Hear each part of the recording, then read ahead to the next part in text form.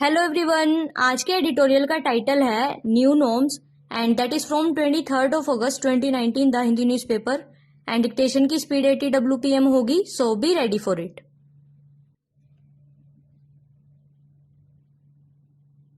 Foreign investors who have been fleeing the country since the union budget presented early last month have something to cheer about finally.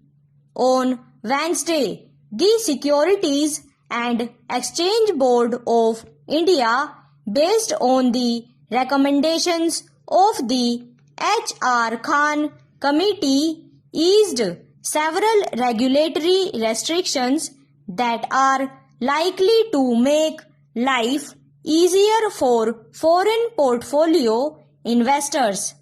Among a slew of measures, the Financial Markets Regulator has simplified the registration process for FPIs by doing away with the broad-based eligibility criteria which required a minimum of at least 20 investors in a foreign fund and certain documentary requirements.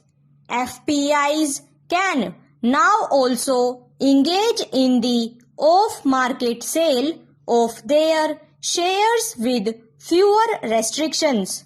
Further, SEBI has allowed entities registered at an international financial services center to be automatically classified as FPIs. This might help foreign investors bypass some of the restrictions. Mutual funds with offshore funds too can invest in India as FPIs to avail certain tax benefits now.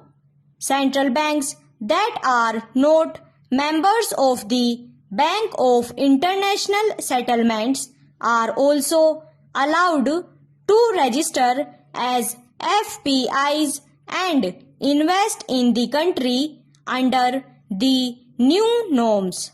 Smart cities, along with other urban development agencies, will now be allowed to issue municipal bonds to raise funds for development.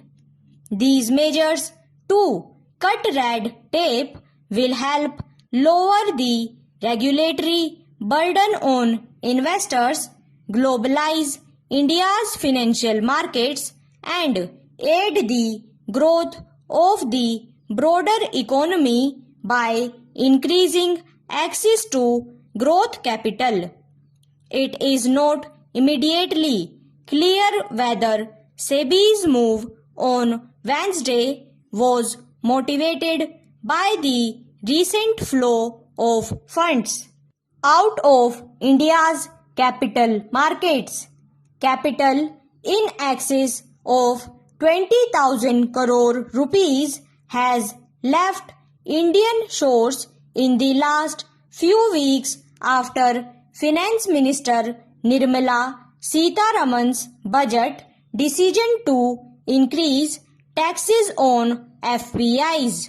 Policymakers were clearly under pressure to do something to allay the fears of foreign investors, so the timing of SEBI's move is no surprise.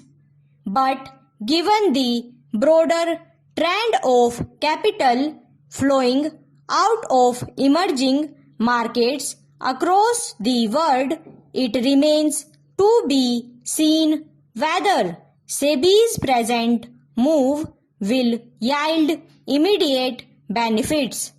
Even if it fails to do so, the move will still help Indian markets become more attractive to foreign investors in the long run. While the steps taken by policymakers to make amends for their previous policy errors are obviously welcome. They should not deflect attention from the larger and persistent issue of overreach by the government against investors. In a world of globalized capital markets where many nimble emerging markets compete to attract capital from the developed world, India cannot afford to be seen as flip-flopping on its commitments.